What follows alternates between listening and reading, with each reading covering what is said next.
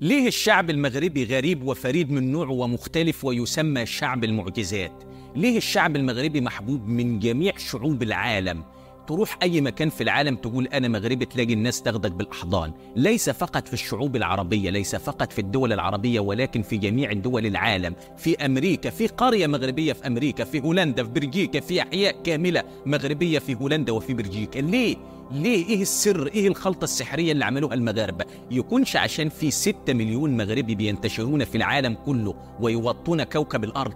يكونش عشان ال6 مليون مغربي دلهماتي لما بيسافروا ما بياخدوش معاهم الشنطة بس، لا، بياخدوا معاهم العالم المغربي، الكسكس المغربي، العادات المغربية، المطبخ المغربي، العرس المغربي، التقاليد المغربية، ويحفرون في قلوبهم الله، الوطن، الملك. ليه المغاربة بيتكلموا جميع لغات العالم؟ يعني مثلا هنا في المغرب يتكلموا الإنجليزية بطلاقة، الفرنسية بطلاقة، الأسبانية بطلاقة، يتحدثون اللغة الأم اللغة الأمازيغية. ومش بس كده، دي الأمازيغية بتتفرع ل3 لهجات، الريفية والسوسية والشلحة، ويتحدثون الحسانية، ويتحدثون الصحراوية، ويتحدثون جميع لغات العالم، حتى إن في شاب مغربي بيتحدث 23 لغة. يكونش هو ده السر؟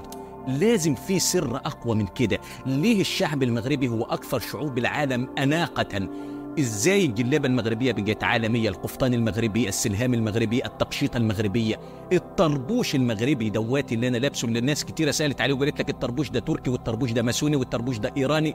المغاربه هم اول من صنعوا هذا الطربوش، وصنع في مدينه فاس، وشافوه الاتراك مع البحاره المغاربه فاهدوه الى السلطان العثماني فعجبه، اعتمدوا كلباس رسمي للدولة العثمانية، ومن ثم انتشر في جميع الدول العربية. ايه السر؟ يكونش عشان المغاربة بيلبسوا الماركات العالمية قبل ما تلبسها اوروبا، لان زارا ومانجو اي ماركة عالمية بتتصنع في المغرب قبل ما تتصنع في اوروبا. ليه المطبخ المغربي هو الاول عالميا وعربيا وافريقيا بما يحويه من تنوع، من التبصيلة المغربية، من الكسكس، من الحريرة، من اللحمة بالبرقوق، من اللحمة بالزيتون، من الحرشة، من المسمن، من الرغايف، من الراس المبخر، من الحريرة، الرفيسة.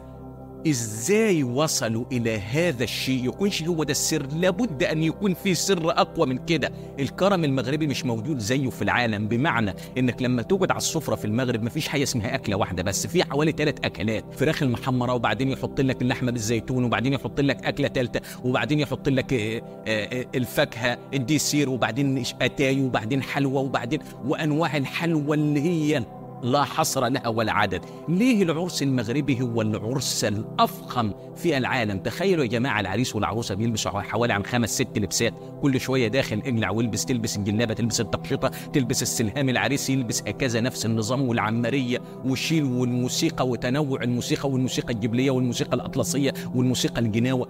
ايه الخلطة السحرية العجيبة الذي أبهر بها المغرب والمغاربة العالم كله؟ لو عايز تعرف سر المغاربة وسر أن هذا الشعب يسمى شعب المعجزات، والشعب الجبار، والشعب المحبوب من جميع دول العالم، فقط أنا هاخدك في رحلة عميقة جدا عن ماذا قدم المغرب والمغاربة للعالم. فقط عايزك تصلي على الحبيب وتشير هذه الحلقة على أوسع نطاق ليعرف العالم كله سر عظمة المغاربة. يلا بينا وصلي على الحبيب. مين اللي فتح الأندلس؟ المغاربة. مين اللي فتح الأندلس ونشر الإسلام في أوروبا؟ طارق بن زياد في موقعة لكة سنة 711 ميلادية.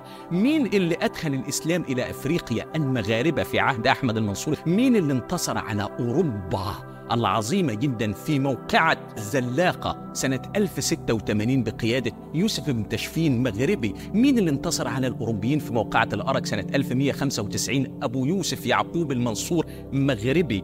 مين اللي انتصر على أقوى دولة في العالم في عهد السلطان سليمان القانوني، الدولة العثمانية التي هزمت أوروبا وفتحت القسطنطينية؟ المغاربة في موقعة وادي اللبن سنة 1558.